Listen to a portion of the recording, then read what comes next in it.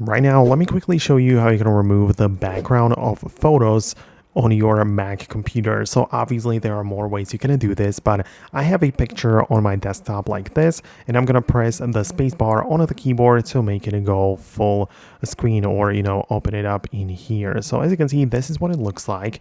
This is just a quick look, but once I open it in the quick look, I can click on open with preview.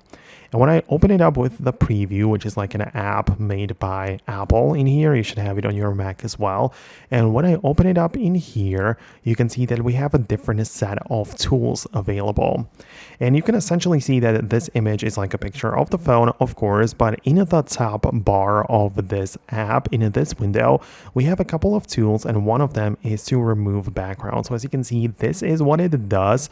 This is what it looks like when I click it like that.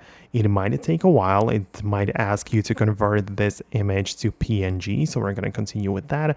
And as you can see, the image is now without the background. So if I close this window, you can see that we now only have this image on the desktop, which basically doesn't have any background behind it. Of course, it may not be perfect. As you can see, the left edge of the phone is slightly off. The one on the right is much better though.